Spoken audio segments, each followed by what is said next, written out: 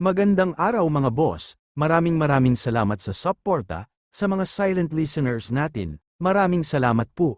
Sana makaabot po tayo ng 500 subscribers bago matapos ang taon ng 2024, bago ang lahat, mag-shoutout muna tayo kina, Boss Benji Dongsal, The Gamer Fajardo, Roxy Ereg, Enward Celibio, Alexis Ryanetes, Freddy Tolentino, Jovi Arenzonzo, Rex Alorsabas, Neil Pingus TV, at sa mga silent listeners natin, thank you very much. At sa pagpatuloy ng ating kwento, Kabanata 931, makalipas ang isang oras ng tuluyan nang lumabas si Gerald. Palabas ng lambak, si Gerald mismo ang naglabas ng buhay dahil ang suot niyang trench coat na partikular na idinisenyo upang protektahan siya mula sa mga lamok doon, habang mabilis siyang nagbihis ng ilang mga ordinaryong damit. Naalala niya ang huling mga kaawa-awang sandali ni Jet habang siya ay dahan-daang namatay ilang minuto lamang ang nakalilipas. Ang pagtatapos ng kanyang paghihiganti ay sa wakas ay pinayagan si Gerald na makaramdam ng kasiyahan pagkatapos ng mahabang panahon. Pagkatapos ng lahat, kahit na masubaybayan ng mga tauhan ni Court ang kanyang anak hanggang sa mabundok na lugar, natitiyak ni Gerald na ang Wild Miasma Valley ang magiging huling lugar na naisip nilang hanapin. Kung ang lahat ay napunta ayon sa kung paano niya ito inisip, tiyak na magpapatuloy si Court sa paghahanap kay Jet ng medyo matagal. Sa panahong iyon, ang pamilya ni Gerald ay makakakuha ng pagkakataon na pansamantalang makapagpahinga. Gayunpaman, dahil hindi makakabalik sandali si Gerald sa Weston, alam niya na kailangan niya upang mabilis na makahanap ng ibang lugar upang umatras, kahit papaano. Pagdulas sa kanyang backpack sa sandaling tapos na siyang magpalit, siya ay eksaktong hitsura ng isang sariwang nagtapos.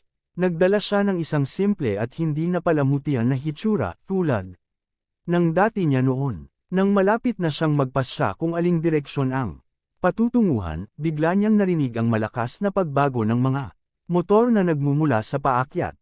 Pagdilat ng kanyang mga mata, hindi nagtagal nakita ni Gerald ang isang sasakyan sa kalsada na hinahabol ang dalawang malinaw na pagod na mga tao na ngayon ay tumatakbo papunta sa kanya. Agad niyang nakilala ang dalawa. Ang mga ito ay walang iba kundi ang nagbebenta ng matabang biskwit at ang kagandahang suot ang itim na pantalon na katad mula noon. So it's them, sabi ni Gerald sa sarili nang mabilis niyang isinuot ang kanyang takip at binaba ng bahagya ang labi nito. Tulungan. Sinusubukan kaming patayin ng mga taong iyon. Panipi, sigaw ng matabang lalaki. Sa masusing pagsisiyasat, napansin ni Gerald na ang dalaga ay nagdusa ng malubhang pinsala at ang kanyang binti ay dumudugo ng labis. Napansin din niya na ang puting kahon na dala niya kanina ay itim na ngayon. Kuya, please, iligtas kami. Ang mga tao ay may mga baril. Panipi, sumigaw ulit ang taong mataba sa kanyang pagkadesperado. Nang makita kung gaano mapatla ang kagandahan at kung gaano kalapit na ang sasakyan na nasa kalsada ay nakakuha na, isinaalang-alang sandali si Gerald. Bagaman pinatay ng batang babae ang 5 tao ng mas maaga, lahat sila ay mga magnanakaw. Ano pa, sa totoo lang hindi niya ito nakikita na isang taksil na tao. Sa pagtingin sa mga humahabol sa susunod, nakita niya na ang mga kalalakihan sa sasakyan ay kalbo lahat. Tila mayroon silang alinman sa mga tato ng Dragon of Phoenix sa kanilang lahat. Tinatapos ang kanyang pasya nang makita niya ang isa sa mga kalalakihan na iniunat ang kanyang kamay sa bintana ng kotse. Sumigaw si Gerald, sundan mo ako sa lambak. Ilang segundo matapos niyang akayin ang pareho sa kanila sa lambak, naririnig ang mga putok ng baril. Ang mga maliliit na bato at maliliit na bato ay lumipad din sa buong lugar, pati na rin ang sasakyan na nasa kalsada ay nagmaneho sa mabatong daan. Maya-maya, napahinto ang kotse. Habang ang 5 kalbo na lalaki ay lumabas sa sasakyan na may mga baril sa kamay, ang kanilang pinuno ay nagbulang-bulungan. *man-it. Ang bilis nilang tumakbo. Hindi mag-alala, bagaman nagawa kong kunan ng paa ang batang babae upang hindi sila makalayo. Siguraduhin na load ang iyong mga baril, mga kapatid. Habol namin sila. Panipi, boss, huwag. Ang lambak na iyon ay tinatawag na poisonous mosquito. Valley sa isang kadahilanan. Kung sinalakay tayo ng mga lamok doon, tiyak na mapupuksa tayo sa isang iglap. Kahit na ang ating balat ay ganap na mababalisuhan. Tiyak na hindi tayo dapat pumasok doon. Binalaan ang isa sa mga kalbo. Sa gayon hindi tayo maaaring umalis nang wala ang kahon ng pera. Sagot ng pinuno sa halip nag-aalangan. Manalo, kaya kung ang lambak ay mapanganib tulad ng sinabi mo, sigurado akong malapit na silang maubusan. Pansamantala, tawagan ang higit pa sa aming mga kalalakihan upang palibutan ang lahat ng mga pasukan ng lambak. Tiyaking ipaalala sa kanila ang bawat isa ay may kargang mga baril sa kanila. Dagdag ng pinuno, kaagad, boss. F** at Sting Hell, bakit ang daming lamok dito? Ano ang lugar na ito? Kapatid, kinakabahan na tinanong ng matabang lalaki habang dinadala ang bahagyang walang malay na batang babae papasok sa lambak. Well, syempre maraming lamok.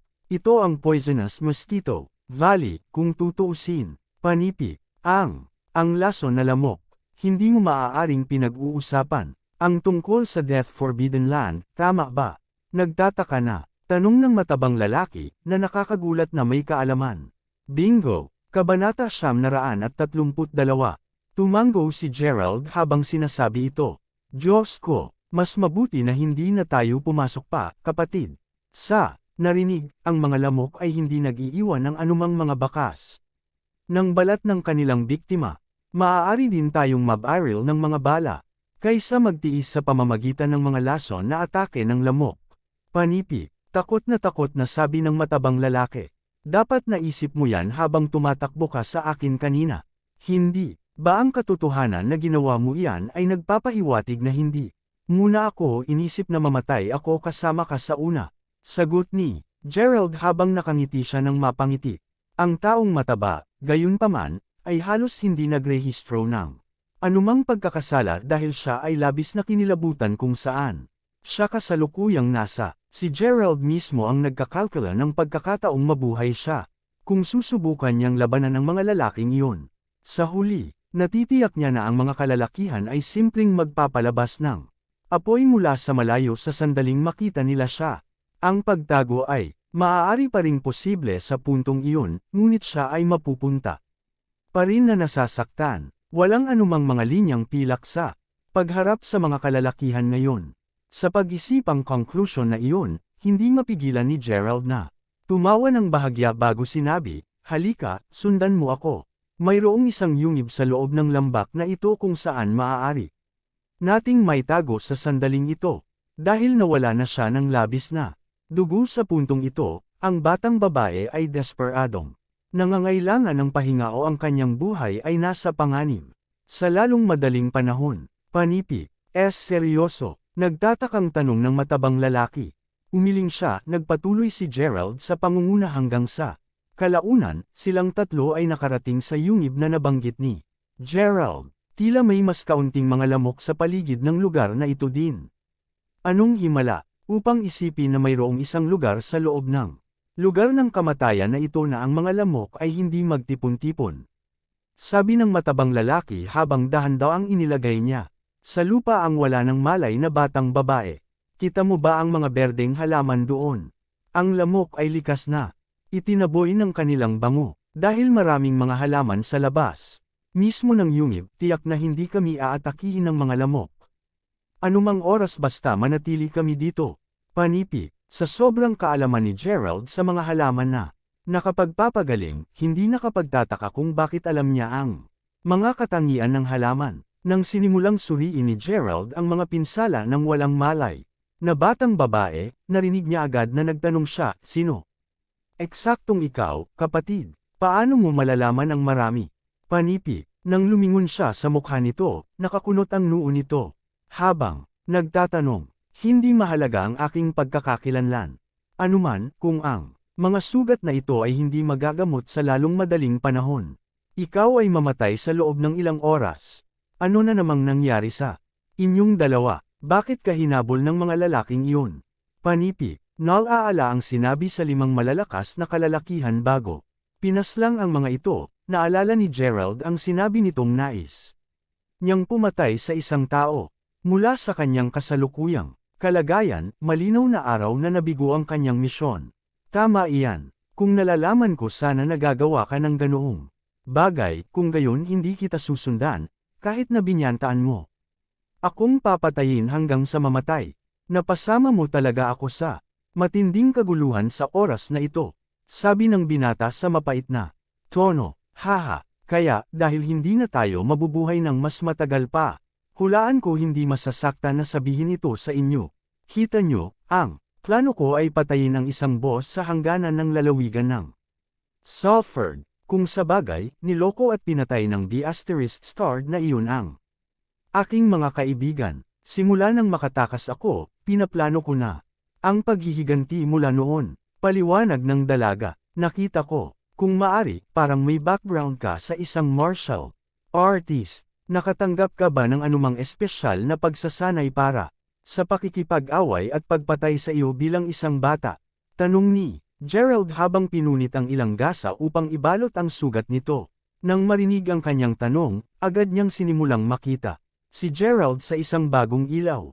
Habang patuloy siyang nakatingin sa kanya, sinira ng matabang lalaki ang katahimikan sa pamamagitan ng pagkabalisa na nagtanong, "Hoy, hoy, ang iyong mga hinaing sa mga lalaking iyon ay hindi ang mahalaga ngayon.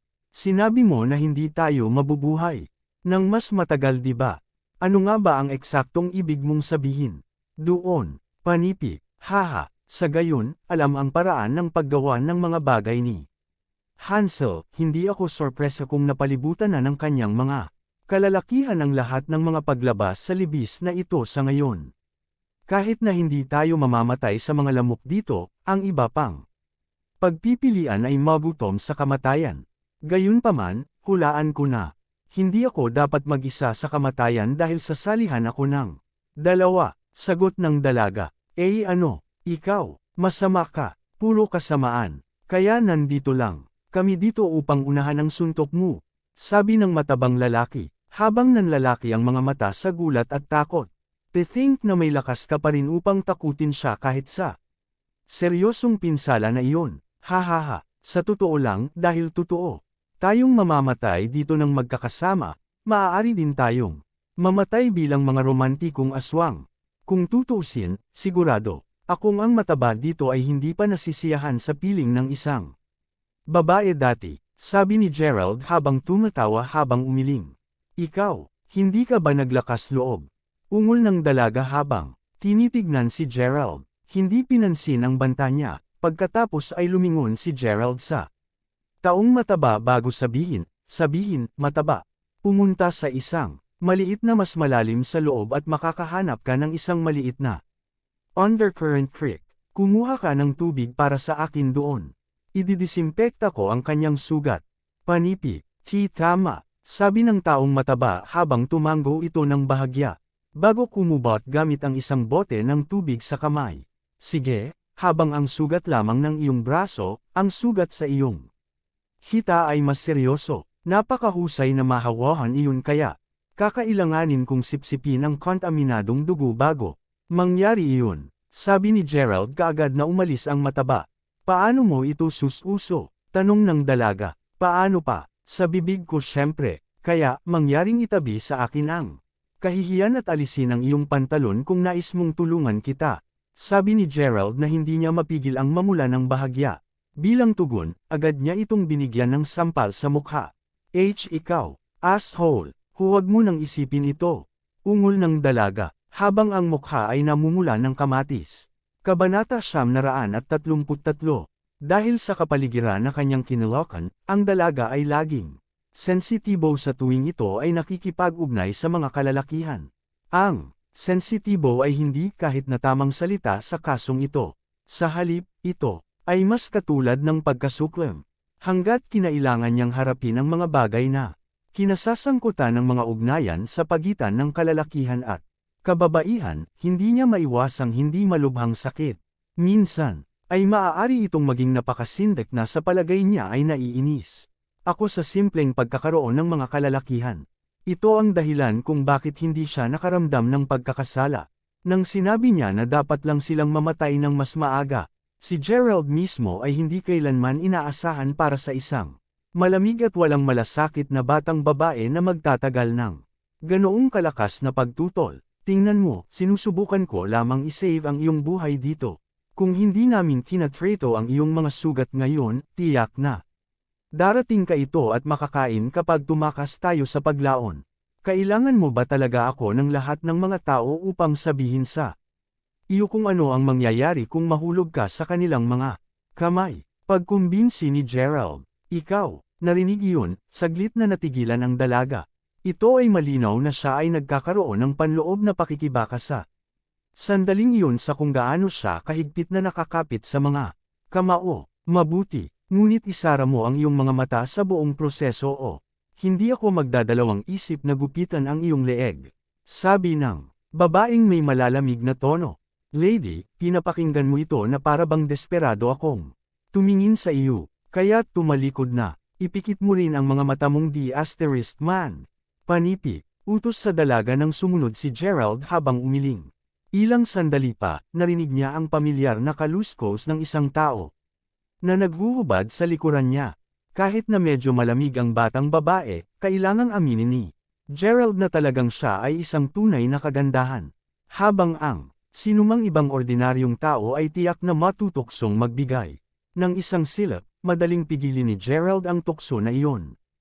Kung, sa bagay, wala talaga siyang ibang intensyon bukod sa paggamot sa sugat nito. Tapos na ako, sabi ng dalaga habang dahan-daang lumapit sa kanya si Gerald na nakabuntong hininga. Muli, binabalaan kita na huwag hawakan kahit saan pa. Matatapos ko ang iyong buhay sa isang solong paglipat na kuha mo. Iyon, mga 5 minuto pa ang lumipas nang may isang pamilyar na boses na tumawag, kapatid. Dinala ko ang tubig tulad ng tinanong. Sa totoo lang, humawak ka. Anong nangyayari dito? Bakit ang pula ng mukha mo, kagandahan? Tanong ng matabang lalaki. Sa masusing pagsisiyasat, napagtanto niya kung gaano kagulo rin ang hitsura nito. Inabot siya ng 1 segundo, ngunit ang kanyang pagtataka ay agad na maliwanag ng tanungin niya, ikaw. Pareho kayong hindi gumawa ng anumang kakatwa habang wala. Ako, tama, kung sasabihin mong ibang Diyos *man na salita kung gayon. Huwag mo akong sisihin sa paghiwa ng dila mo. Ungol ng dalaga, habang hinihila ang kanyang maikling talam. Bilang tugon, takot na takot ang lalaking taba na agad niyang itinakip ang mga kamay sa kanyang bibig. Mabilis na lumipas ang gabi at ang susunod na alam ng dalaga at ng taong mataba, tinapik sila sa pisngi habang sinabi ni Gerald, Hoy! Bangon at lumiwanag. Panahon na nang umalis kami. Panipi, ngunit kapatid, madilim pa rin sa labas. Dagdag pa ng mga lalaking iyon ay malamang na nagtayo ng mga tolda kagabi sa paghihintay sa amin.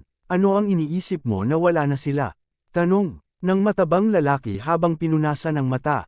Nagpunta ako sa pagmamanman kanina at mula sa kung ano ang nakita ko, lahat ng mga pasukan ay naiwang walang bantay.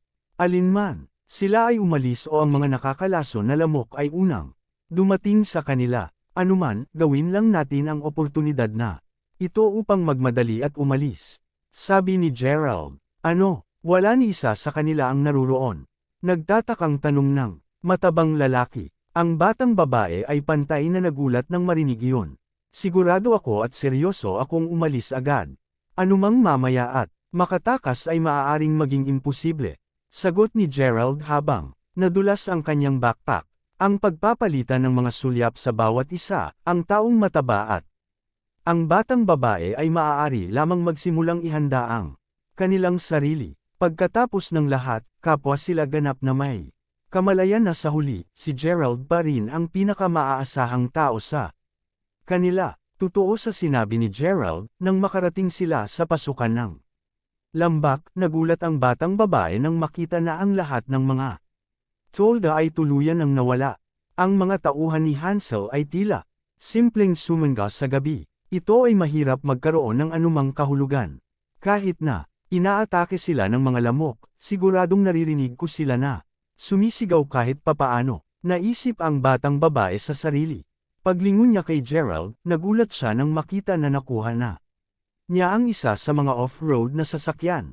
Mukhang magkakahiwalay tayo dito. Kung tutuusin, may mga gagawin pa ako. Pareho kayong magagamit lamang ang ibang mga sasakyan dito upang makatakas. Panipi, Kabanata 934. Ikaw, saan ka patungo? Ang tanong ng dalaga habang nakatingin kay Gerald. Ang hula mo'y kasing galing ng sa akin. Kapag huminto ako sa Salford Province, malamang na magpatuloy ako sa paglalakbay. Hanggang sa maabot ko ang katapusan ng mundo. Nakangiting, sagot ni Gerald habang binago niya ang makina ng off-road na sasakyan na sinasakyan niya. Maliwanag na siya ang kumuha ng lahat ng mga tauhan ni Hansel sa gabi. Sakto din dahil doon ay hindi niya kayang manatili dito ng sandali. Bago ka umalis, sabihin mo sa akin ang iyong pangalan.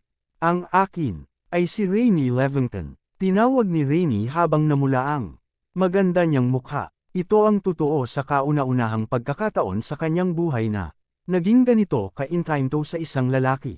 Sa kanya, si Gerald ay ganap na naiiba sa lahat ng ibang mga lalaki na nakilala niya dati. Kung sabagay, sinabi sa kanya ni Gerald na wala siyang anumang maruming saloobin sa kanya, at makikita ito ni Rainey sa kanyang mga mata na hindi siya nagsinungaling. Tawagin mo lang akong Sanderson. Sagot ni Gerald. Nang marinig iyon, hindi na nagkaroon ng pagkakataong sumagot pa si Rainey bago pa man naapakan ni Gerald ang akselerador at humayo habang kamakaway ng kamay. Sanderson, sino nga ba ang magkakaroon ng ganoong pangalan? Galit na bulong ni Rainey. Matapat niyang nais na ipagpatuloy ang pagtatanong sa kanya. Ngunit sa ngayon, si Gerald ay isang maliit na piraso sa malayo.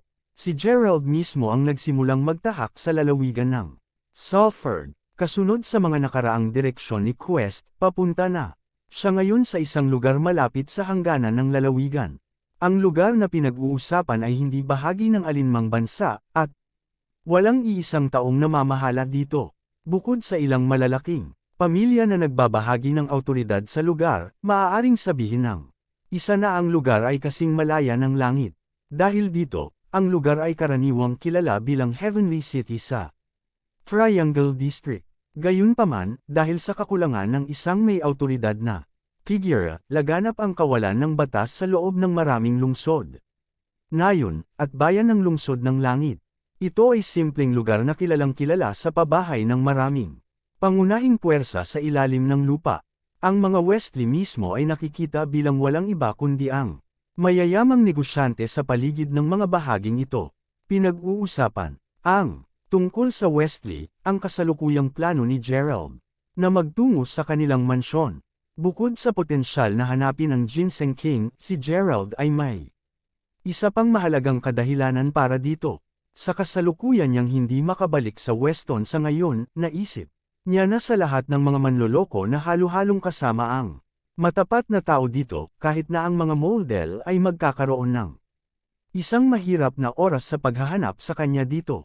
Sa madaling salita, ang lugar na ito ay ang pinakamahusay na mapagpipilian ni Gerald upang manatiling walang pagkakita at ligtas kahit papaano. Sandali, gayunman, hindi balak ni Gerald na manatili ng matagal. Pagkatapos ng lahat, napagpasyahan na niya na hindi siya magtataguyod ng isang bukas na relasyon sa Wesley. Ang kanilang pamilya ay, pagkatapos ng lahat, ang nag-iisang bargaining chip na naiwan niya, at hindi ito kahit isang pangmatagalang chip ng bargaining. Matapos ang pagmamaneho ng ilang oras, sa wakas ay naubusan ng gas ang kotse. Bilang isang resulta, simpleng iniwan ito ni Gerald sa halip ay lumalakad sa kabundukan. Hindi talaga ito mahirap para sa kanya dahil kung nauuhaw siya, palagi lang siyang umiinom ng spring water. Kahit na ang kagutuman ay hindi isang isyu mula nang mahuli at litsuhin ang isang ligaw na bugaw o liebre ay halos hindi nagdulot ng anumang problema para sa kanya. Gayunpaman, sa paglaon, nagsimula ang isang malakas na ulan. Hindi nais na ganap na mabasa ng buong tira ng kanyang paglalakbay, nakakita siya ng isang kalapit na yungib at ginamit ito bilang isang pansamantalang kanlungan. Gabi na nang tuluyang tumigil ang ulan at tumayo si Gerald sa harap ng sapa sa labas mismo ng kuweba upang hugasan ang mukha. Gayunpaman, hindi nagtagal bago siya nakarinig ng marahas na pakikipaglaban sa di kalayuan. Pasimpleng umiling si Gerald na may nakangiting ngiti. Malinaw na, ito ay isang away sa pagitan ng dalawang puwersa. Ito talaga ang distrito ng Tatsulok. Kailangan kong maging mas maingat saan man ako magpunta ngayon. Tulad ng sinabi ni Gerald na iyon sa kanyang sarili, naririnig ni Gerald ang kaluskos ng maraming mga yabag. Gayunpaman, tila, sila ay frantically patungo sa kanyang direksyon. Umikot ang kanyang mga mata, binibilang ni Gerald ang kabuuang 5 lalaki, lahat ng mga ito ay kumpleto na nakasuot ng camouflage na damit. Lumilitaw silang pilit na nagtatangkang makatakas mula sa isang bagay. Boss! Sigaw ng isa sa mga kalalakihan habang pinapanood ang isang mas nasugatan niyang kasama na nahulog sa lupa. Ang bumagsak ay may sobrang pamumutla ng balat habang mabilis na pinalibutan siya ng 4 na lalaki. Ako, hindi na ako makatuloy. Iwanan mo na lang ako at tumakbo. Magmadali, bago sila makarating. Panipi, hindi ka namin iniiwan, boss. Lahat tayo magkakapatid. Alalahanin, kung mamamatay tayo, namatay tayong magkakasama. Pinakamasamang dumating sa pinakamasama, lalaban lang tayo. Nang sama-sama hanggang sa mawala tayo. Sabi ng isa pa sa 5 lalaki, ikaw B*****, ano pa ba ang sinasabi ng lahat sa iyo? Ay pangako mo, sa akin ngayon na magpapatuloy kang mabuhay ng maayos. I'll stay behind to buy you some time, so please bilisan mo lang. At umalis na, sagot ng kanilang pinuno habang sinampal niya ang isa sa mga lalaking umiiyak na sa tabi niya. Talunin mo kami hanggang sa mamatay, boss. Hanggang sa magawa mong gawin iyon, hindi kami kailanman aalis. Panipi, pangalawa, hindi kami aalis kahit na ano. Sigaw ng isa pang lalaki. Habang pinunasan nilang lahat ang luha sa kanilang mga mukha. Ang kanilang mga desisyon ay marubdob. Kabanata 935. Humawak ka, may isang yungib doon. Bakit hindi natin subukang magtago doon, boss? Tulad ng sinabi namin, hindi ka namin iniiwan dito upang mamatay mag-isa. Sabi ng ibang lalaki, habang ang iba ay sabay na tumango. Alam na lubos na ang iba ay hindi makikinig sa kanya, pinayagan niya lamang silang dalhin ang kanyang sugatang katawan papunta sa yungib. Ha? Ako lang ba, o parang may nakatira dito? Nagulat na sabi ng isa sa mga lalaki nang makita ang labi ng isang campfire. Hindi lang ikaw. Anuman, huwag muna tayong mag-alala tungkol doon. Dapat muna nating pagtuunan ang pansin sa bandageng mga sugat ng boss. Panipi, sa totoo lang, mas makakabuti sa kanya na damyugo ng kaunti pa. Sa ilalim ng mga pangyayaring ito, mas mabilis siyang mamamatay. Kung ibabalot mo ngayon ang mga sugat niya, sabi ng isang boses. Nawala sa asol. Nagulat na marinig ang komentong iyon, agad na nagtaas ng baril. Ang lahat habang nilalayon nila ang binata na nagsasalita lang. Nakatayo pa rin sa pasukan ng yungib, simpleng diretsyong. Nakatingin si Gerald sa mga itim na muzzles ng mga baril bago. Casual na nakaupo sa gilid ng yungib. Sa kanyang kamay, ay isang liebre na tila ay inihaw lamang niya. Habang ang amo ng pangkat ay malamig na nakatingin sa binata na. Kakakita lang, hindi niya maiwasang maramdaman na siya ay isang pambihirang tao. Pagkatapos ng lahat, kahit na ang boss ay seryosong nasugatan, alam niya na siya ay mas mapagbantay kumpara sa mga regular na tao, kahit na hindi niya napansin ang presensya ng binata. Hanggang sa may sinabi siya. Ano pa, ang binata ay hindi pa nakikipaglaban ng eyelid ng ituro sa kanya ng kanyang mga tauhan ng kanilang mga baril. Impyerno, isang ordinaryong tao ay hindi lechon hairs hanggang dito sa bundok. Ang lahat ng mga katangiang ito ay malayo sa kung ano ang pagmamay-ari ng isang normal na tao. Ibaba mo ang iyong mga baril. Sabi ng namumuno na may kaway ng kanyang kamay. Sa sandaling sumunod ang kanyang mga tauhan, ngumiti siya. Habang nakatingin kay Gerald bago sinabi, iwasto mo ako kung mali ako, ngunit ito ang iyong tahanan, binata. Humihingi kami ng paumanhin para sa simpleng pagsabog sa maikling abiso. Panipi, ano, ang mga tao ba nakatira sa mga yungib kung saan ka nagmula? Nagpasilong lang ako sa ulan dito. Dahil ang lugar na ito ay hindi akin upang magsimula sa huwag mag-atubiling manatili hanggat Gusto mo, sagot ni Gerald na may isang pangot siya. Ha, parang kailangan natin ng pahintulot niya, boss. Kitang-kita, sa pananamit niya na siya ay isang regular na backpacker lamang. Gayun din, subukang huwag masyadong magsalita, binata. Kung hindi man, huwag mo kaming sisihin sa hindi namin pagbibigay sa iyon ang anumang mukha. Galit na sagot ng isa sa mga lalaki bago kaagad nagsimulang bendahe ang mga sugat ng kanyang amo.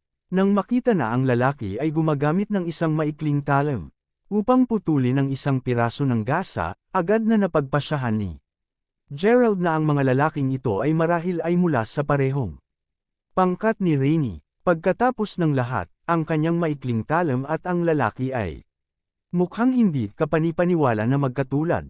Naaalala ang sinabi ni Rainey kay Gerald na ang kanyang mga kaibigan ay niloko ni Hansel na nagresulta sa kanilang kamatayan.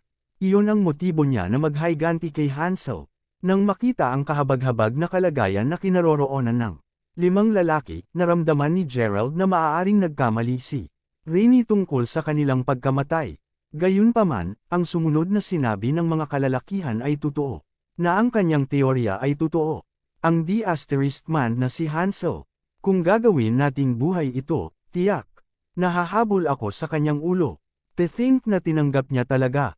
Ang iba para mawala kami. Hindi tayo madaling mailabas. Panipi. Sa katunayan. Gayunpaman, inaasahan kong ang ika-6 na kapatid na babae ay gumagana ng maayos ngayon. Natatakot ako na mapunta siya sa pagkahuli sa isa sa mga trick ni Hansel. Panipi, dinagdagan ng ubo ang kanilang boss. Mismong si Gerald ang nag-isip tungkol sa kung paano talaga mawala ng buhay si Rainey dahil kay Hansel. Ano ang susunod nating hakbang, boss? Si Hansel ay labis na nag-ingat sa amin, tinitiyak na hindi kami magkakaroon ng isang lugar upang makakuha ng kanlungan. Ni hindi ko maisip ang isang lugar kung saan tayo maaaring magtungo sa ngayon.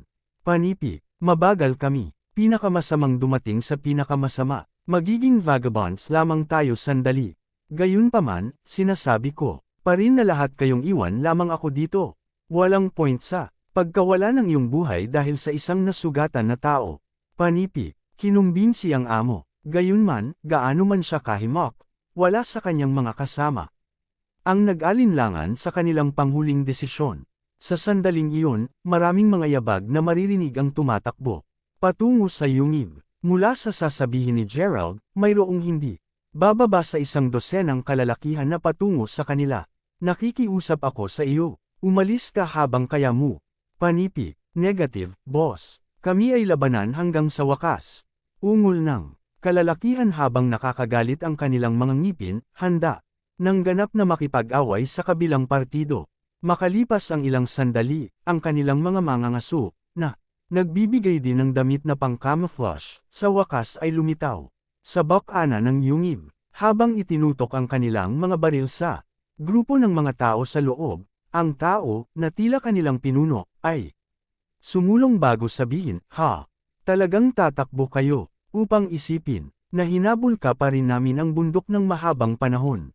Tunay na kamangha-mangha ka, Whistler Sankey. Panipi, gupitan lang ang basura at patayin na kami kung nais mo, Leopold. Sigaw ni Whistler bilang ganti. Matapang, gaano ka katotohanang totoo, ninisya ni Leopold. Don Leopold, parang may ibang lalaki dito. Iniulat ang isa sa mga tauhan ni Leopold. Kabanata 936. Isang backpacker. Brat, kung alam mo kung ano ang mabuti para sa iyo, iwanan ang pagkakataong ito. Kung hindi mo gagawin, seseyang lang ako ng bala sa iyo. Sabi ni Leopold sabay turo ng baril. Diretso sa gilid ng ulo ni Gerald. Bilang tugon, gayunpaman, simpleng lumingon si Gerald upang direktang tumingin sa mga mata ni Leopold. Ang impyerno ba ay tinitingnan mo, brat? Galit na ungol ni Leopold. Alam mo, kahit na medyo naglalakad ako ngayon, dapat kong sabihin na wala talagang naglakas loob na ituro ang isang baril sa noo ko dati. Natatawang sagot ni Gerald. Isang hiling sa kamatayan. Maging bisita kita, ungol ni Leopold, habang gumagalaw ang kanyang daliri upang hilahin ang gatilyo. Gayunpaman, ang susunod na alam niya, isang klang ng metal ang Umalangaw-ngaw sa buong yungib. Inabot ni Leopold isang segundo upang mapagtanto na ang baril ay wala na sa kanyang kamay, at ito ay sa oras na iyon nang malaman niya na siya ay naka-fuck, habang ang malamig na pawis ay nagsimulang tumulo sa noo ni Leopold. Lahat, kasama na si Whistler at ang kanyang mga tauhan, ay labis na natigilan na hindi man lang sila naglakas loob huminga. Pagkatapos ng lahat, nakita ng lahat na nangyari ito. Sa split segundo na iyon bago hilahin ang gatilyo, sinilip ni Gerald ang isang sangay na tiyak na nasiksik nito ang dulo ng baril ni Leopold. Tulad ng kung ang gawaing iyon ay hindi sapat na kamangha-mangha, ang mga batas ng pisika ay tila hindi nalalapat kay Gerald. Dahil hindi lamang ang butas ay tumusok sa baril, talagang namebed ang sarili nito kahit 1 pulgada sa mga solidong pader ng kuweba. Naramdaman ni Leopold ang isang mahinang pagdaloy ng dugo sa kanyang pisngi habang nakatitig ang mata sa kanyang baril na ngayon ay maluwag na nakabitin na parang singsing na sibuyas sa isang kebab stick. Sa pamamagitan ng Diyos, anong uri ng lakas at bilis iyon? Kung nilalayon lamang ni Gerald ang sanga sa kanyang lalamunan o dibdib, siya ay namatay ng ganoon. Hindi ka panipaniwala, nauutol na sabi ni Leopold habang hinuhugot ng malakas ang baba. Dahil dito ako matutulog, mangyaring piliin kung paano mo ito nais na puntahan. Maaari kang lumabas at labanan ako ngayon, o iwan kaming mag-isa. Ano ang mangyayari? Tanong ni Gerald, habang kinakagat ang inihaw na liebre. Pinaningkitan ng kanyang mga mata sa sobrang takot, agad na sumigaw si Leopold, babawi kami. Don Leopold, bawiin mo sinabi ko. Ungol ni Leopold habang ikinakaway ang kanyang kamay, hudyat para sa kanyang mga tauhan na lumikas. Kaagad, mahigit 100 sa amin dito, Don Leopold. Bakit kami? Umaatrith. Tinanong kaagad ng isa sa kanyang mga nasasakupan. Pagkalabas ng yungib, hahaha, ipinapalagay kung hindi mo pa naririnig ang kaso na sinapit ng mga tauhan ni Hansel. Kulayan mo akong nagulat dahil ang balita ay kumakalat ng husto sa paligid ng lungsod ng langit. Anuman, 12-dosenang mga kalalakihan niya ang napatay sa isang solong gabi nang ang hinahabol lamang nila ay 3 tao. Sagot ni Leopold, ano, 12-dosenang, at wala sa kanila ang nakapagbigay ng buhay. Panipi, narinig mo ko, at iyon ay hindi kahit na ang pinaka-nakakatakot na bagay tungkol sa insidente. Sa pagsisiyasat, napag-alaman na silang lahat ay pinatay ng parehong sandata bago pa nila hilahin ang mga nag-uudyok sa kanilang mga baril. At hulaan kung ano, ang pinag-uusapan na sandata ay isang sangay ng puno.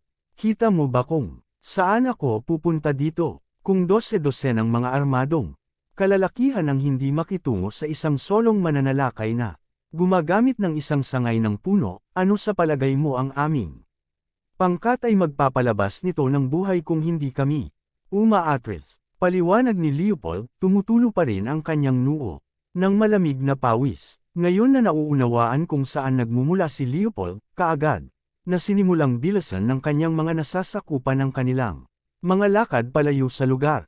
Pagkatapos ng lahat, si Hansel ay isang napakalakas na malaking shot kaya't ang kanyang mga kalalakihan ay tiyak na hindi maliit na mga fries. Gayunpaman, upang isipin na ang lahat sa kanila ay pinatay ng isang solong tao, at may isang solong sanga lamang ng puno, sa paghusga mula sa lakas, kasanayan, at sandata ng pagpili ng binata mula kanina, lahat sila ay nagtataka lamang kung siya ang responsable sa pagpatay sa lahat ng mga tauhan ni Hansel. Bumalik sa loob ng yungib, tumayo si Whistler pagkatapos ng ilang paghihirap bago sabihin, hindi ko talaga alam na ang isang napakalakas at may talento na tao ay maaaring umiiral sa mundong ito. Dumaan ako sa Whistler Sankey. Salamat sa pagligtas ng aming buhay, Ginoo, sinabi ni Whistler, ang kanyang tinig ay napuno ng paggalang at pasasalamat. Nang makita iyon, nagsimula ring gawin ang iba pa niyang mga kalalakihan. Lahat kayo ay masyadong magalang. Nagkataon lamang na nangyari ako upang may save ang iyong buhay. Kung sa bagay, ang nangyari kanina ay simpleng pagtatanggol sa sarili, sagot ni Gerald. Habang umiling, nakikita ko, nagsasalita ng alin, Ginoo. Nabanggit mo kanina na, hindi dapat ibalot ngayon ang sugat ko. Bakit ganon? Tanong ni Whistler. Narinig iyon, tumingin si Gerald sa sugatang lalaki. Sa totoo lang ay naisave lamang niya sila mula nang makita niya kung gaano pahalagahan ng mga lalaking iyon ang kanilang pagkakaibigan. Kung nagtatrabaho lamang sila bilang mga tinanggap na individual na hindi nag-iisip ng kaunti tungkol sa kanilang mga kapatid at unahin lamang ang pagbagsak ng mga puwersa ng kaaway, hindi man lang makialam si Gerald na makagambala sa pag-atake ni Leopold. Umiling, sinabi ni Gerald na, humiga ka sa iyong tabi. Aalisin ko muna sa iyo ang bala na iyon bago tayo magpatuloy sa pakikipag-usap. Tuldok. Panipi, Kabanata 937. Nakakagulat, hindi lamang ikaw ay hindi ka panipaniwalang bihasa at malakas, ngunit may husay ka rin sa gamot. Ang paghanga ko sa iyo ngayon ay walang alam na hangganan. Magalang na sinabi ni Whistler. Bilang sagot, umiling lang si Gerald sa katahimikan. Matapos makipagpalitan ng sulyap sa kanyang mga tauhan. Idinagdag pa ni Whistler, nagtataka ako kung may anumang magagawa ang aking mga kalalakihan para sa iyo sa hinaharap. Ginoo, dahil nailigtas mo ang aming buhay, mas handa kaming sundin ka sa paligid at gawin ang aming makakaya para sa iyo. Panipi, hindi lang niya sinabi yun para mapaligaya din si Gerald.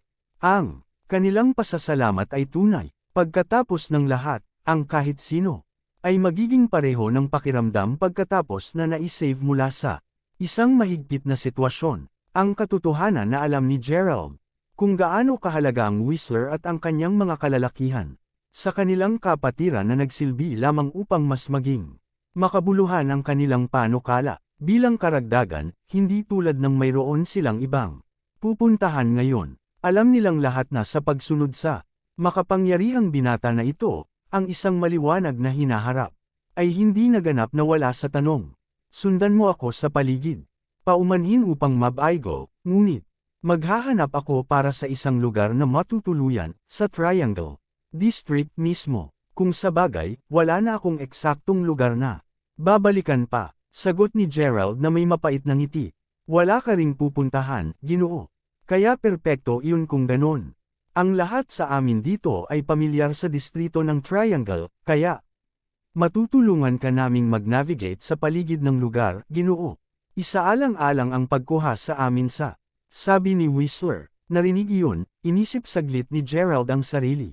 Alam niya na ang kasalukuyang kulang sa kanya ay ang lakas tao. Kung makakalaban niya si Court, kalaunan ay kailangan niyang makahanap ng tulong dahil walang paraan na magagawa niyang kunin ang B*** na iyon ng mag-isa.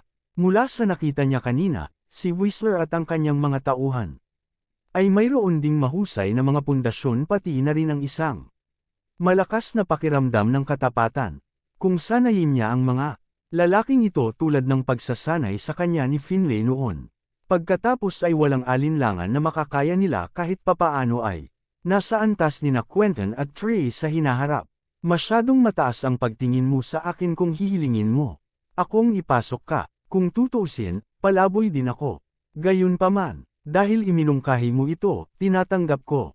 Salamat sa pagkakaroon mo sa akin, nakangiting sagot ni Gerald. Ito ay napaka-perpekto noon, Ginoo. Sigaw ni Whistler at ng kanyang mga tauhan, labis na natuwa. Habang tumatawa sila ng masigla, unti-unting lumalakas ang mga dagandong ng kulog at mas madalas habang pinupuno muli ng madilim na ulap ang kalangitan. Di nagtagal, muling nagpatuloy ang malakas na buhos ng ulan. Ito ay totoo isang pambihirang pagkakataon para sa mga kalalakihan. Natamasahin ang kapayapaan ng isip habang nakatingin sa ulan. Mula sa loob ng yungib. Sa paglaon, sinabi ni Whistler, kung magtutulungan tayo mula ngayon, hindi namin maaaring ipagpatuloy ang pamumuhay ng ganito, Ginoo. Kung nais nating mabuhay sa Triangle District, kailangan nating magtayo ng sarili nating industriya at kapangyarihan. Panipi, pasimpleng tumanggaw si Gerald bilang pagsang-ayon. Pagkatapos ng lahat, tiyak na hindi ito isang cakewalk upang mabuhay sa Triangle District kung ang isang yungib ay kasalukuyang kanilang mapagkukunan ng kanlungan. Dahil iminungkahi mo ito, mayroon ka bang magagandang ideya kung saan magsisimula? Tanong ni Gerald habang nakabilang ang tingin kay Whistler. Sa gayon, talagang maiiwasan namin ang Heavenly City, kahit papaano para sa ngayon. Habang ito ang pinakamalaking lungsod sa distrito ng Triangle na may isang mabilis na ekonomiya at ang kanilang sariling mga paraan ng pagsasagawa ng kanilang mga sarili. Sa lipunan, may napakaraming mga puwersang laban-laban sa bawat isa doon. Ang pagsubok na magtaguyod doon sa aming kasalukuyang sitwasyon ay talagang magiging komplikado at magulo, panipi. Gayunpaman, ang isang maliit na bayan na pinangalanan ng bayan ng Talgo ay namamalagi ng halos 10 kilometro ang layo mula sa lungsod na iyon. Habang hindi kasing masagana tulad ng Heavenly City, ang ekonomiya doon ay hindi masyadong masama.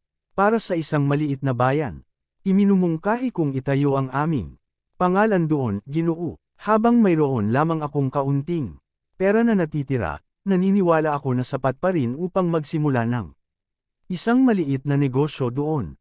Paliwanag ni Whistler. Nagkaway lang ng isang kamay si Gerald bago sinabi, hindi na kailangang magsimula ng maliit. Kasalukuyan akong mayroon sa akin upang bumili ng ilang malalaking industriya.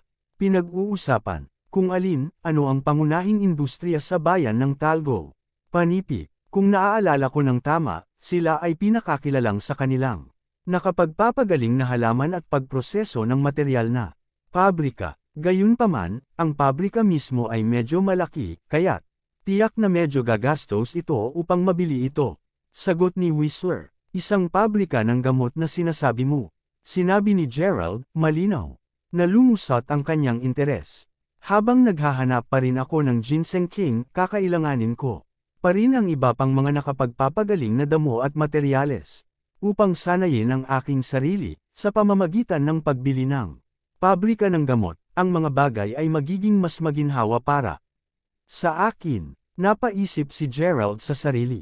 Sige, sa sandaling huminto ang ulan, magmadali tayo upang makahiram ako ng perang kailangan natin upang makabili ng pabrika. Anunsyo ni Gerald. Makalipas ang 2 araw sa isang maliit na hotel na matatagpuan sa bayan ng Talgo nang itulak ni Whistler ang pinto ng isang silid at sinabi, tapos na, Ginoo.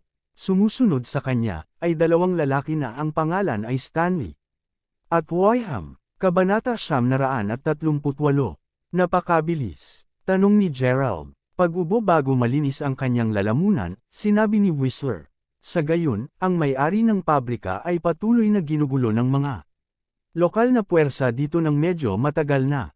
Hindi na niya ito matiis. Talagang handa siyang ibenta ang pabrika sa isang mababang presyo. Bilang isang resulta, mayroon pa kaming kaunting pera sa amin ngayon. Pinag-uusapan kung dahil hindi na siya ang may-ari ng kumpanya, dapat ba nating baguhin ang pangalan ng kumpanya? Tanong ni Whistler.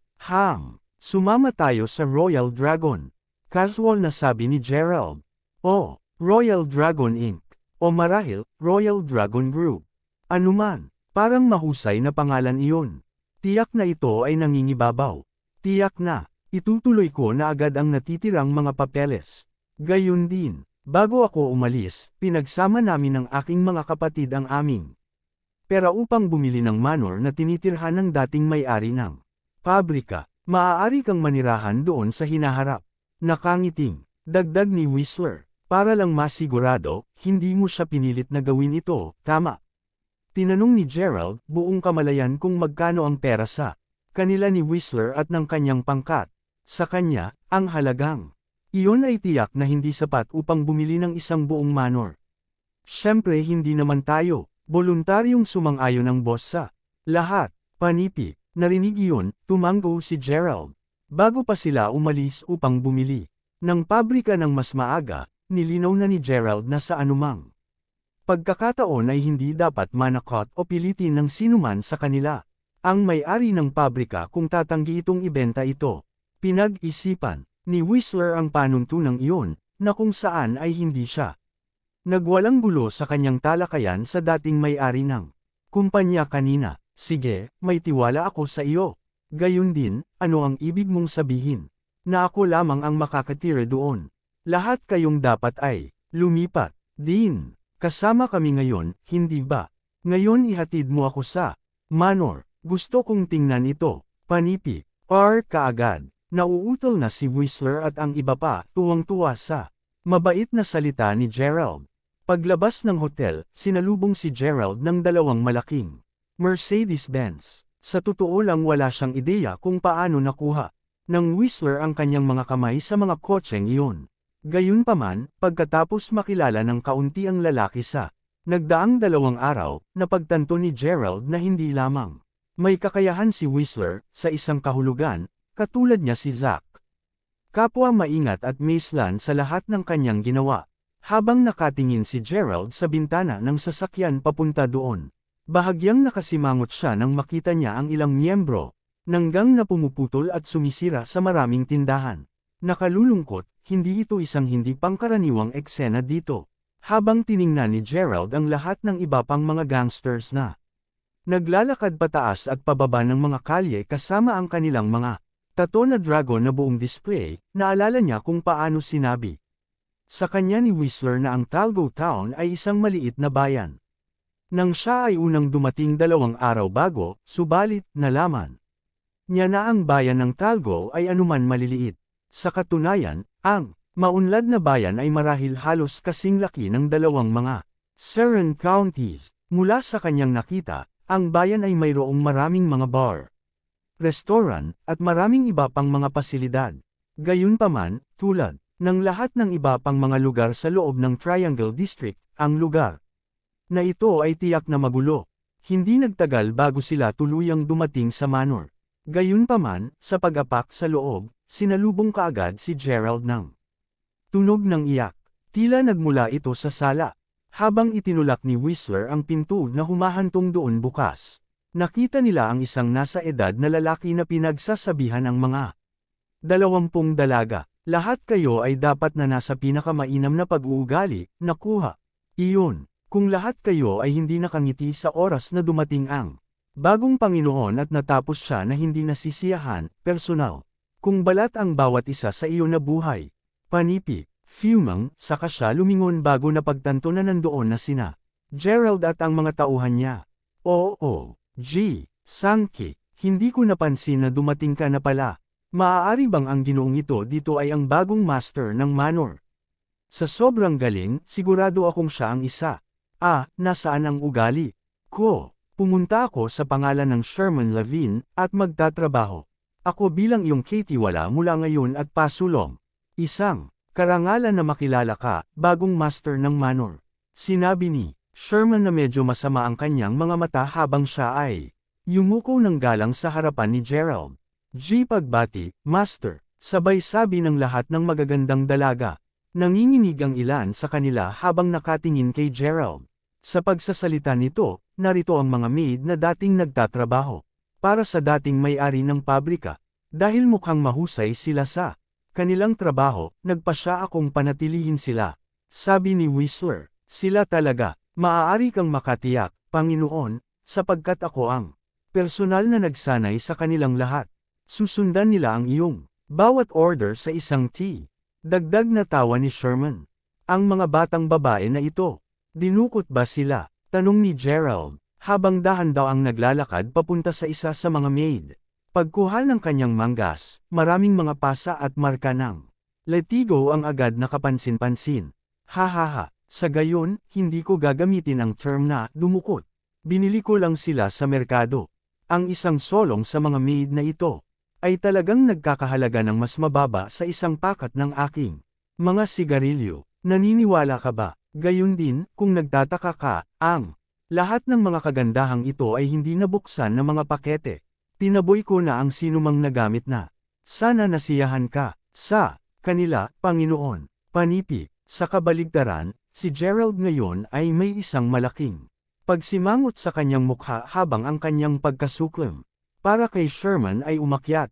Paglingon upang tingnan ang mayordoma, sinabi ni Gerald sa isang marupok na tono, hindi ko kailangan ng anuman sa kanila. Hilingin sa kanila ang kanilang mga address sa bahay at ibalik ang mga ito ng ligtas. Sa pagkakataong ito, Kabanata 939, humingi ako ng patawad, pauwiin sila. Nagtatakang tanong ni Sherman, hindi ba linino ni Sir ang sarili? Malamig na sigaw ni Whistler. Malakas at malinaw. Pauwiin ko sila agad, Master. Sagot ni Sherman habang tumango paulit-ulit sa takot.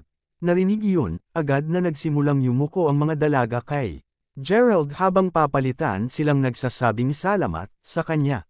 O sige, tumahimik ka.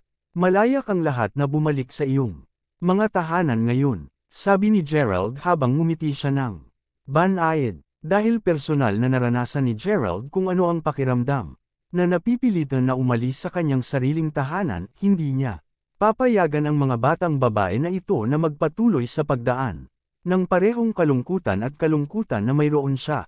Sa kanya, naghirap na sila ng sapat pagkatapos dumaan sa kahihiyan nang binili bilang mga tagapaglingkod. Bukod, hindi talaga siya isang nangingibabaw na tao. Hindi nagtagal, ang karamihan sa mga katulong ay umalis kasama si Sherman. Gayunpaman, dalawa sa kanila ang nanatiling nakatayo. Roon, tahimik na humihikbi. Hindi ba kayo pareho aalis? Tanong ni Gerald. O ang aming mga magulang ay pinatay na ng mga gangsters dito. Wala kaming tirahan, Master. Sabi ng isa sa mga batang babae. Habang ang isa ay tumango sa pagitan ng luha. Mangyaring payagan kaming manatili dito, Master. Tiyak na, maghatid kami sa iyo ng maayos. Humihiling lang kami na, magbigay ka ng pagkain at tirahan para sa amin, Panginoon. Sabi, nung ibang babae, magaling, malaya kang manatili kung nais mo. Makatitiyak ka, gayunpaman, na walang tao dito ang magpapahirap sa alinmansa. Iyo mula ngayon, nakangiting sagot ni Gerald. Nang makuha ang kanyang pag-aproba, pareho silang kaagad na sumigaw sa pasasalamat. Kami, Yuki at Lucy taos pusong salamat.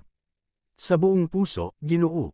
Si Yuki, sa partikular, ay tila partikular na nagpapasalamat ng maramdaman niyang tumaas ang rate ng kanyang puso matapos siyang silipin. Pagkatapos ng lahat, hindi lamang siya sobrang gwapo, ngunit hindi tulad ng maraming masasamang iba na nakita lamang siya bilang isang walang galang na tao. Ang kanyang bagong Panginoon ay tila mayroon ding napakabait na puso.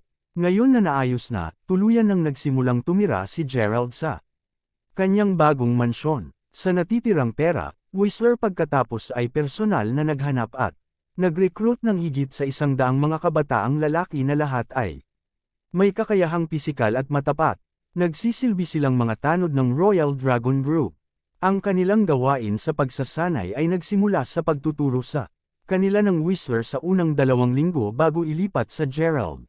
Sa sandaling handa na sila para sa mas advanced na mga diskarte. Bilang isang resulta ng lahat ng pagsasanay na iyon, ang mga kalalakihan sa ilalim ni Gerald ay nagpakita ng isang malinaw na pagtaas sa parehong lakas at pangkalahatang kalidad sa loob ng mas mababa sa isang buwan. Bagaman dati silang naging ordinaryong kalalakihan, ligtas na masasabi ni Gerald na maaari na silang ihambing sa mga bodyguard na nagtatrabaho para sa kanyang pamilya. Minsan pagkatapos nito nang makita sina Yuki at Lucy sa kanilang silid, habang si Yuki ay lilito na maingat na pinaghihiwalay ang kalidad ng puting fungus mula sa mga regular mula sa isang maliit na tumpok sa kanyang mesa, si Lucy mismo ay simpleng lumiligid sa kama. Nakangiting mapait, sinabi ni Lucy. Napakagrupo mo na ang puting halamang singaw, Yuki. Hindi ka ba napagod? Panipi, kahit na bahagya maging 1 buwan mula nang maging kanilang bagong Panginoon si Gerald, pareho silang may mas mahusay na kutis. Lalo na ito para kay Yuki na lumaki upang maging napakasarap at maganda kung kaya't ang sinumang nakakita sa kanya ay agad na nadama ang pangangailangan na pakitunguhan siya ng mahabagin. Hindi talaga, kung ang sinuman ay dapat na pagod, ito ay Ginoo. Pagkatapos ng lahat, araw-araw na niyang sinasanay ang mga bodyguard na ito. Kailangan din niyang pamahalaan ang kumpanya. Dahil malamang na wala siyang oras upang alagaan ang kanyang sarili, maghahanda ako ng 1 mangkok ng puting fungus na sopas para sa kanya sa paglaon. Sagot ni Yuki na may isang matamis na ngiti. Sir, tunay ay isang napakabait na tao. Gayunpaman, mas mabait ka pa kaysa sa kanya, Yuki. Kung sa bagay, ang naiisip mo lang ay ang kanyang kabutihan. Halos lahat ng nakita kong ginawa mo ay para sa kanya. Haha, Natatawang sabi ni Lucy. Ang sinabi niya ay totoo. Sa buong panahon ng pagtatrabaho para kay Gerald, palaging malapit sa kanya si Yuki. Sa katunayan, ginawa niyang personal na tungkulin na alagaan ang lahat tungkol sa kanyang Panginoon, mula sa pagkain kinakain niya hanggang sa mga suot na damit. Tinitiyak ni Yuki na planuhin at ihanda ang lahat ng perpekto para kay Gerald, habang pinapaalala ng pareho sa kanila ang tungkol sa kanilang maikling oras na pagtatrabaho sa ilalim ni Gerald. Biglang sinabi ni Lucy, "Speaking of which, Yuki, bumalik noong pinalaya tayo ni Sir mula sa pagiging alipin, bakit hindi mo pinili na bumalik sa iyong bansa at bayan? Handa pa nga si Sir na ibigay ang cash para sa mga tiket sa eroplano. Kung sa bagay, kahit namatay na si Tito at tiyahin, mayroon ka pang ibang kamag-anak na naninirahan doon, di ba?" Panipi, Kabanata 940. Maaaring gusto mo ang aming Panginoon. Dagdag ni Lucy, habang nakayakap sa bibig habang tumatawa. Huminto sa pag-spout ng kalokohan. Lucy, ay, wala akong ibang mga kamag-anak na mapag-uusapan. Gayunpaman, aaminin ko na nakaramdam ako ng isang seguridad sa unang pagkakataon na tumingin ako sa master. Ito ang dahilan kung bakit pinili kong manatili. Gayon din, patungkol sa kagustuhan na bahagi, paano maaaring maging kwalipikado ang isang katulad ko na mahulog sa isang tulad ng master? Sagot ni Yuki habang namula. Speaking of which, Lucy, malinaw kong naalala na nais mong bumalik sa iyong bayan kahit higit pa sa ginawa ko. Bakit hindi ka umalis noon? Dagdag ni Yuki. Sa gayon, naramdaman ko na ang master ay isang mabuting tao na hindi aabuso sa amin tulad ng dati. Idinagdag iyon sa katotohanang labis niyang iginagalang sa amin. Naramdaman kong obligado akong manatili at magtrabaho para sa kanya. Mayroon akong pangalawang dahilan para manatili. Gayunpaman, naaalala mo si Tyson. Sinabi niya sa akin na sasanduhan niya ako ng kaunti sa ilalim ng isang buwan noon. Ayokong manghuli siya sa akin kaya't simpleng lamagay ako rito. Sa ganoong paraan, madali niya akong masusundo pagdating ng oras. Gayunpaman, dahil wala pa siya rito, ipinapalagay ko na sumasailalim pa siya sa kanyang misyon na isave ang kanyang kapatid. Kapag nagawa na niya iyon, sinabi niya sa akin, naaalisin niya ako bago ako tuluyang ikasal. Paliwanag ni Lucy na may ngiti sa labi. Nakikita ko pa rin, naniniwala ka ba talaga sa lahat ng sinabi niya? Ibig kong sabihin oo, na-isave tayo ni Tyson dati. Gayunpaman, prangka ako at sasabihin na sa palagay ko ay hindi talaga siya darating upang alisin ka. Inihanda mo na ba ang iyong sarili para sa posibilidad na iyon? Sinabi ni Yuki habang tinatangka niyang ibababa ang mga inaasahan ni Lucy upang hindi siya mapunta sa sobrang saktan kung hindi dumating si Tyson. Huwag mag-alala, makukuha ko kung saan ka magmumula. Gayunpaman, pinili kong manalig kay Tyson. Siguradong darating niya ako para hanapin siya kapag na-isave niya ang kanyang kapatid. Kung sa bagay, nakipagtagpo na tayo. Maging sa loob ng buwang ito, 1 taon o panghabang buhay, maghihintay pa rin ako sa kanya ng matyaga. Idineklara ni Lucy habang tinatakpan ang namumulang pisngi. Sige na nga. Gayunpaman, napakabihirang makita ka na nakatuon.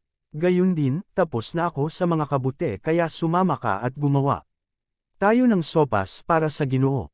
Panipi, sa pamamagitan nito, kapwa mga batang babae ang lumabas sa kanilang silid, nakikipagkwentuhan at nagtatawanan ng masaya. Habang paalis na sila sa kusina, makalipas ang ilang sandali, isang pangkat ng mga kalalakihan ang makikita na dumadaan sa gubat sa ibabaw ng isang malaking bundok na matatagpuan sa hilaga ng Royal Dragon Group. Ang pangkat mismo ay binubuo ng higit sa 100 kalalakihan, na nahahati sa 5 koponan. Si Whistler at ang kanyang 4 na kapatid ay binigyan ng isang koponan upang pangasiwaan. Habang ang mga kalalakihan ay nagsanay, sina Yuki at Lucy ay nagtungo patungo sa kanilang Panginoon na nakaupo sa isang silya, sa silid habang iniinom niya ang kanyang tsaa habang ang dalawang mga tanod na nakasuot ng salaming pang-araw ay nakatayo ng mabuti sa magkabilang panig ng kanyang upuan. Ang isa sa mga Guwardya ay nasa likod niya habang ang isa ay nakahawak sa isang payong na pinapanatili si Gerald sa ilalim ng lilim. Gumawa kami ng pugad ng ibon para sa iyo, Ginoo. Subukan mo, panipi, sabi ni Yuki habang inaabot sa kanya ang thermos na dala niya. Hindi mo kailangang dumaan sa lahat ng gulo na iyon.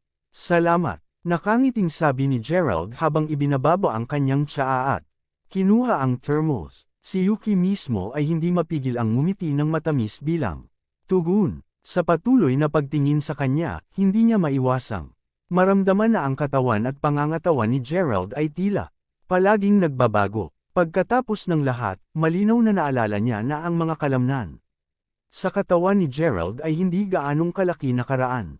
Gayunpaman, tila biglang nakakuha sila ng maraming masa sa mga nakaraang araw. Ito ang pangalawang pagkakataon na nasasaksihan ni Yuki ang gayong senaryo. Bago pa siya magtaka tungkol sa kanyang pisikalidad, maririnig ang mga mabilis na yabag na papalapit sa kanila. Paglingon ko, lahat sa kanila ay nakita si Whistler na tumatakbo papunta kay Gerald kasama ang kanyang koponan. Sa nakikita nila, iilan sa kanyang mga tauhan sa likuran ay may bitbit na katawan ng isang lalaki. Sir, natagpuan namin ang walang malay na lalaking ito habang nasa bundok kami kanina. Siya ay may malubhang pinsala sa buong katawan at tila siya ay nahimatay ng kahit ilang araw sa ngayon. Unti-unti siyang namamatay habang nagsasalita kami. Ano ang dapat nating gawin, Ginoo? Inanunsyo si Whistler habang dahan-dahang ibinaba ng kanyang mga nasasakupan ng nasugatang lalaki. Sa lupa, nakasimangot, lumingon si Gerald upang tumingin sa nasugatang lalaki. Gayunpaman, sa oras na nakita niya ang mukha ng lalaki, agad na nagsimulang tumibok ang kanyang puso. Si Lucy naman ay nanginginig na ngayon kaya't ang tray na hawak niya ay agad na nagkalat sa sahig. Tyson, sigaw nilang dalawa ng sabay. Habang tumayo agad si Gerald mula sa pagkabigla niya, umiiyak na si Lucy habang nakayuko sa tabi ng nasugatang lalaki. Ang namamatay na lalaki ay hindi lamang ibang Tyson. Siya ang Tyson mula sa duo ng Drake at Tyson. Nanginginig siya, nakita ni Gerald na tumatakbo din siya sa tagiliran ni Tyson. Hanggang dito na lang ang ating kwento. Huwag kalimutan mag-like, share and follow for more story ng Ang Lihim na Mayaman.